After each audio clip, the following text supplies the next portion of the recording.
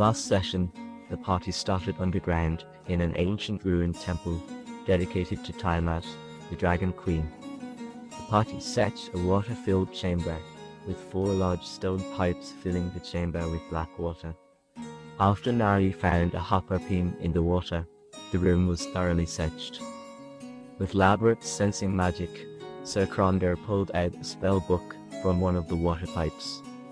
Trenchant now had 2 of the missing hopper items, just 1 more remained. Leaving the lower level and a dozen rescued prisoners, the party proceeded back upstairs. Immediately, the party were attacked in an ambush by kobolds. The kobolds attacked suddenly and then ran off, the party running after them. This proved deadly, as the kobolds had laid traps out, and the party were lured into them. After setting off 2 traps, the kobolds were finally killed.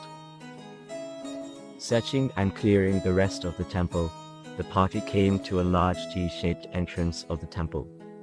A large black statue of a 5-headed dragon sat upon a raised plinth of alabaster stone.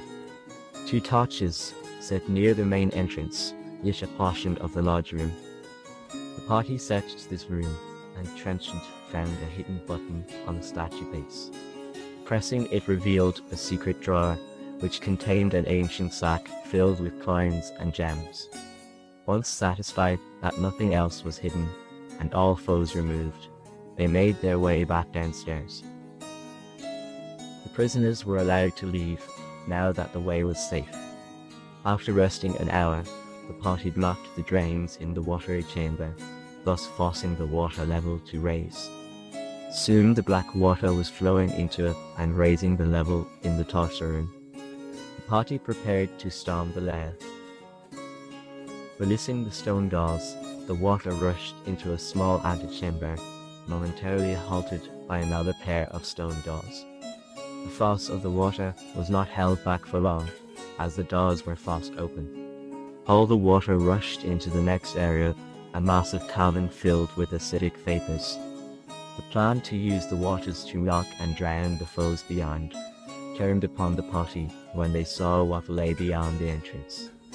A large 20-foot wide hole, just beyond the door, had now become a deadly whirlpool.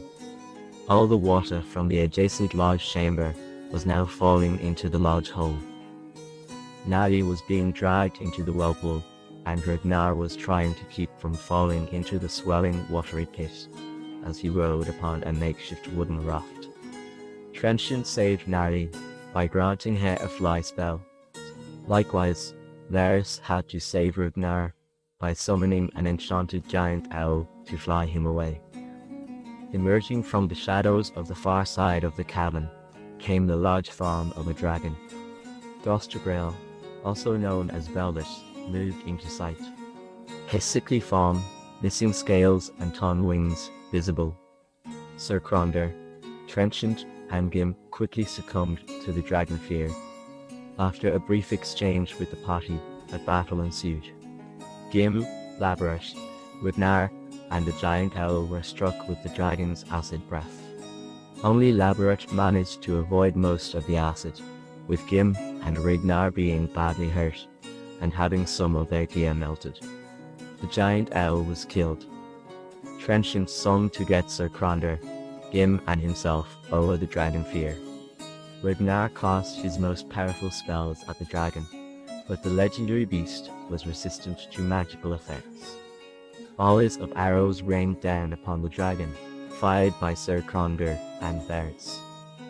Nari, still flying, snuck in and out of combat, a dagger cutting into the dragon, as Trenchant distracted the beast with insults. Labyrinth, empowered by the spirit of the hero's heart, raced single-handedly into combat with Throstulgrael. The barbarian's sword meeting claw and teeth. Throstulgrael, getting more and more seriously wounded, did not falter or retreat.